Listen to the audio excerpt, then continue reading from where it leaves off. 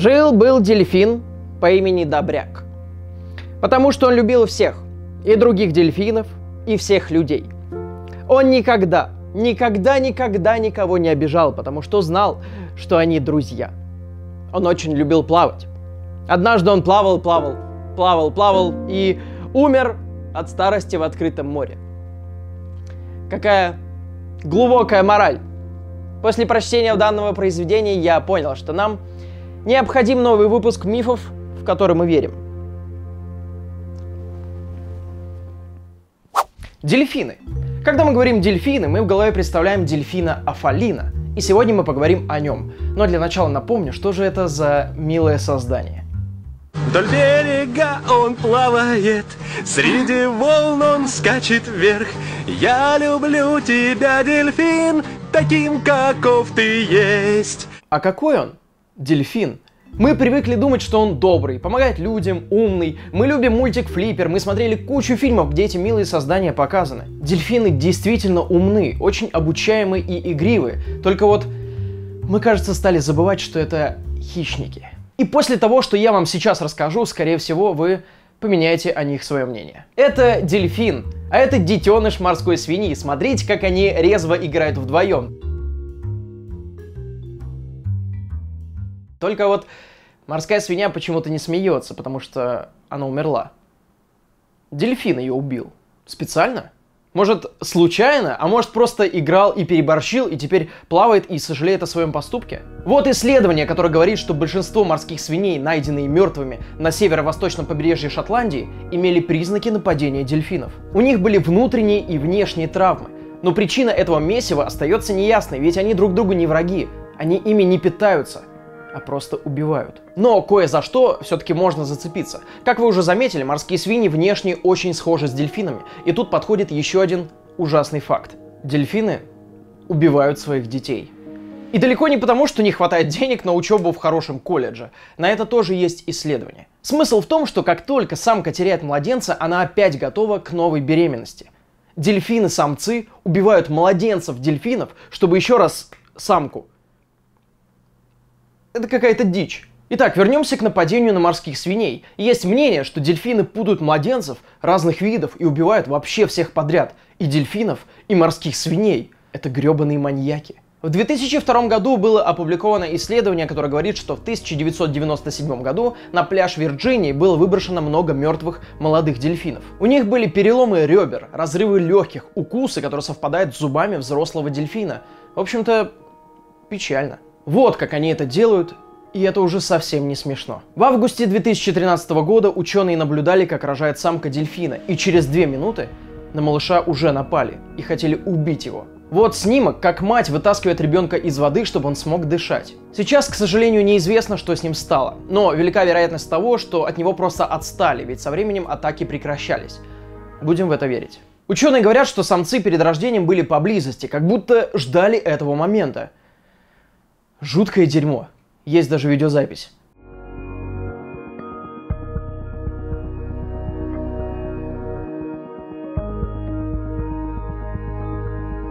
Мы не можем понять, зачем они так. Мы не можем залезть к ним в голову. Мы же не дельфины. И спасибо за это. Не хотелось бы, чтобы меня родители убили. В 1994 году произошел инцидент с дельфином.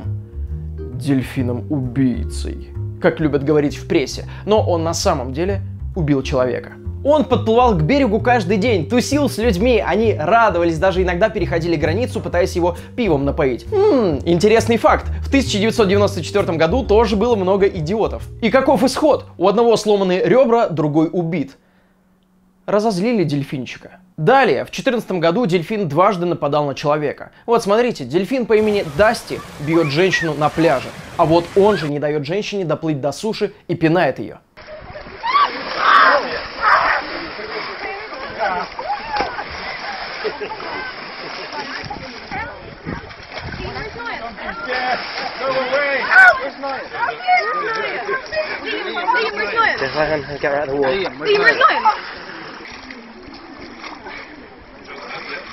Думаете, в воде сложно ударить сильно? Как бы не так. 6 переломов позвоночника, 3 сломанных ребра и повреждено легкое. Вот что с ней случилось. Ее зовут Валери Рьян, и она никогда не могла подумать, что дельфины способны на такое. Но она не держит на него зла, все-таки хищное животное, а мы недооцениваем опасность. В общем, если вкратце, были случаи как в дикой природе, так и в парках, так что будьте осторожны, если вы, как и я, всегда хотели поплавать с дельфинчиками. Сейчас уже не особо хочется. Еще один интересный факт. Дельфины мужского пола могут собираться вместе, чтобы найти самку, преследовать ее, запугивать и применять физическую силу. И все для того, чтобы заняться с ней этим самым. Было множество исследований на эту тему, и все, что я сейчас сказал, можно назвать одним словом. Насильники. Но тут все сложнее. Для нас это звучит как насилие, да, но мы не дельфины, и мы не знаем, что чувствует самка дельфина в этот момент. Может, она вообще кайфует, но, скорее всего, нет. Странно пытаться сбежать, когда тебе что-то нравится. Тем не менее, если в гугле вбить «дельфины-насильники», мы найдем очень много историй.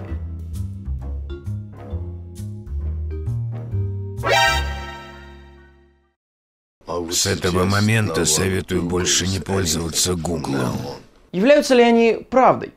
Бесспорно, они так поступают, но насилие ли это? Джастин Грег, ученый, изучающий общение дельфинов, рассказывает, что насилием это нельзя назвать, ведь по сути самку не насилуют, а такими действиями принуждают выбрать именно себя для спаривания. Как по мне, один хрен. Но я не ученый, и разница действительно есть. Принуждение, а не насилие, назовем это так.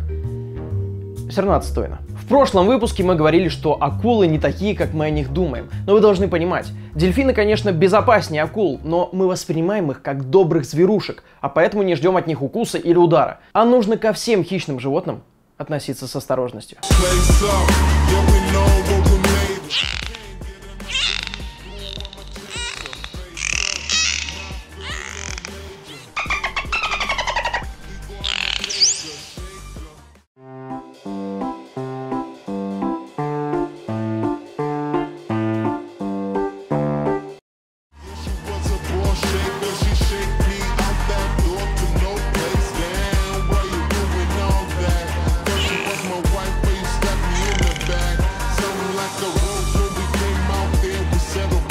Помните же мультик «Флиппер и Лопака»? Так вот, в реальной жизни он бы назывался «Флиппер и Лопата». Дельфин бы хладнокровно всех убивал на острове, а потом собственноручно закапывал. Основано на реальных событиях, не скоро во всех кинотеатрах. А еще они сношаются со своими детьми. Все, хватит, вы поняли. Давайте перейдем к менее ужасным мифам. А сейчас, внимание, будет самый лучший переход на другую тему. Вы знаете, что дельфины плавают в море, а знаете, кто еще плавал в море? Мореплаватели. Одним из таких был Христофор Колумб. А не дурно получилось. Вот, например, я четко помню, что нас учили, что Христофор Колумб был первооткрывателем Америки. Вспоминайте, нам рассказывали о том, как он путешествовал в 1942 году на своих кораблях, которые как назывались? У Колумба было еще 3 каравеллы. Ниня, еще. Гордон? Пинта. Пинта, верно. И... Марко. Санта-Марина. И Санта-Марина, молодец. Но правильнее будет Санта-Мария все-таки. В Америке празднуют День Колумба 12 октября, ведь именно 12 октября он открыл Америку, но позже поменяли праздник на второй понедельник октября. Но что значит «открыл Америку»? Если вы думаете, что это значит, что он приплыл на совершенно новую пустую территорию, забудьте и вообще никогда никому не говорите. В Америке на тот момент было очень много поселений коренных народов, которые там уже тысячи лет бродили. Открытие Америки означало, что европейцы впервые окажутся там, до этого они знали только Старый Свет. Это вот эти места. А вот это Новый Свет, неизведанные земли. Ну, их открыл Колумб. Никаких сомнений ведь нет? Ну, тогда у меня к вам вопросик. Почему Америка называется Америкой, а не Колумбией? А все потому, что Колумб сам не знал, что открыл, он вообще отправлялся из Европы в Индию, сюда, так как знал, что Земля круглая, и если поплыть сюда, то приплывешь сюда. Но он пытался, вместо этого наткнулся на Багамские острова, Кубу, Гаити, Мексику, в общем то, что мы сейчас называем Центральной и Южной Америкой. И подумал, что он приплыл куда надо, и что добрался наконец до Азии. И, между прочим, был уверен в этом прям до своей смерти.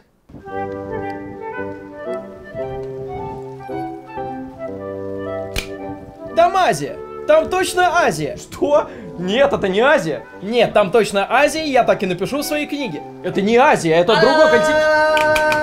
Я не слушаю, там точно Азия. Но в этом не был уверен один человек, тоже путешественник, Америго Веспуччи. Он выдвинул предположение, что Колумб дурень и не до конца во всем разобрался, а новые найденные земли — это не Индия и не Азия, а совершенно новые земли, и были названы они Новый Свет. Америка, как предполагается, и была названа в честь Америго Веспуччи. Смешно то, что ошибка Колумба так сильно отпечаталась на всей истории. Мы сейчас коренных американцев называем индейцами. Никто не задумывался, почему. Да потому что Колумб думал, что это индейцы и что они живут в Индии. Всех перепутал. Расист! Расист! Выходит, Колумб тот еще неудачник. Поплыл искать одно, нашел вообще другое. За все 4 экспедиции так и не понял, где находится, а название этому месту дали в честь человека, который нашел то же самое, только позже. Чего, блин? Ну вот что самое интересное. Ни Колумб, ни Веспуччи так и ни разу не ступили на ту землю, которую мы называем Америкой. Тогда кто был первым? Жил-был такой человек, викинг, по имени Эйрик Торвальдсен, или Эрик Рыжий. Это ему пацаны погоняло придумали из-за того, что у него борода рыжая была. Так вот, он мореплаватель и открыл Гренландию, основав там поселение. Позже его сын Лейф Эриксон, как в любой РПГ-игре, услышал, что некий мореплаватель рассказывает, что далеко-далеко видел земли, но не уверен. Ну что ж, квест получен, и Лейф набрал команду и отправился далеко-далеко на поиски новой территории. Такова легенда. Но к ней нельзя относиться несерьезно, ведь ученые пришли к выводу, что викинги были первыми европейцами, которые достигли Северной Америки. Бум! Это было за 400 лет до того, как Колумб вообще родился. И викинги назвали эти земли Винланд! Стрелу мне в колено! Да! А почему Винланд? Не знаю! Давай драться! И вот это вот прям Северная Америка. Та самая. Например, в Ньюфаундленде ученые обнаружили ранние поселения викингов. И очень вероятно, что в будущем ученые найдут доказательства, что там кто-то был до них.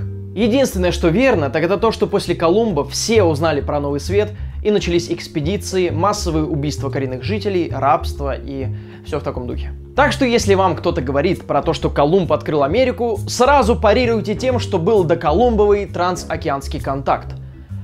Люди будут в шоке от того, что вы сказали, и больше никогда не будут с вами спорить и вообще разговаривать. А вот нечего умничать. Будет вам уроком. Европейцы думали, что Колумб был первым, но сейчас, зная историю почти всех стран и почти всех народов, нам доступна новая информация, что это было не совсем так. Ну вот честно, вам самим-то как больше понравилось бы? Христофор Колумб, великий первооткрыватель или бородатые и вонючие викинги? Кстати, насчет викингов. Когда вам говорят слово «викинг», вы представляете огромного бородача, грязного и вонючего, и еще у него шлем с рогами. Вот такой вот. Ну, неудивительно, нам как бы так их показывают. Но есть очень популярный сериал, он так и называется, «Викинги». Меня еще часто сравнивают с этим парнем оттуда. И в этом сериале вы не найдете шлемов с рогами. Почему? Потому что его помогают снимать историки, и он пытается быть достоверным. В общем-то, викинги не носили шлемы с рогами. Кто угодно носил. Японцы. В Дании носили. Но не викинги. Ну, точнее, может и носили, но все эти страны делали это в ритуальных целях. В бою, разумеется, нет, потому что это просто глупо. Какой-нибудь чертила будет махать топором и точно попадет тебе по шапке, на которой есть пара рогов. Это же вообще неудобно. Поэтому нигде и никогда не было найдено шлема с рогами, принадлежащему викингу. Вот так выглядели настоящие шлема. Обычные, скучные и правильные. Но с чего вообще пошел этот миф? Август Мальмстрöm в середине 19 века изображал викингов вот так, с чуть видными рожками. Примерно в это же время великий композитор Рихард Вагнер пишет «Кольцо Нибелунга». Это опера, где сюжет заимствован из германско-скандинавской мифологии. Часть оттуда вы точно должны знать, часто в фильмах слышали.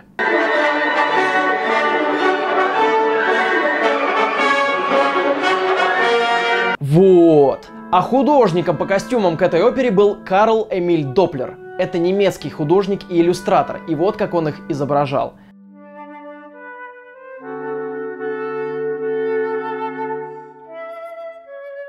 С этих самых пор миф распространился, и все вокруг думают, что викинги носили шлемы с рогами. Даже в магазине реквизита не проблема найти такой, хотя никакой исторической достоверности в этом нет. Ах да, насчет огромных вонючих бородачей, у которых нет сострадания. В среднем у этих харланов был рост 172 сантиметра, а прибор личной гигиены — это самое частое, что можно найти на раскопках в местах захоронения викингов. Пинцеты, щипчики, ушные палочки, расчески и даже мыло. Говорят, что они очень даже за собой ухаживали. Скорее всего, они даже лучше пахли, чем мужики после работы в метро.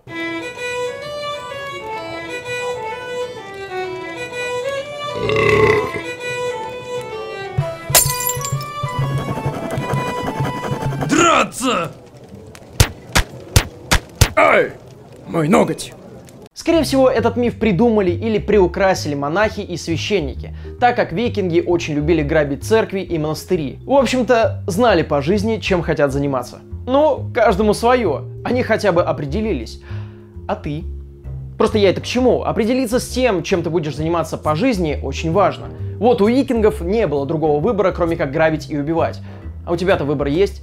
Поэтому я хотел бы познакомить тебя с онлайн-университетом Skillbox. Дизайн, саунд-дизайн, интернет-маркетинг, программирование и еще куча всего. Можешь даже попробовать стать видеоблогером. Кстати, неплохо. А помогут тебе в этом те, кого ты смотришь на ютубчике. Это очень круто. В то время, когда я поступал в институт, такого вообще не было и приходилось доказывать родителям, что я точно уверен, что поступлю в театральный. Хотя я не был уверен. Ну и немного халявы, разумеется. 4 июня в онлайн-университете Skillbox стартует онлайн-марафон по 3 профессиям будущего.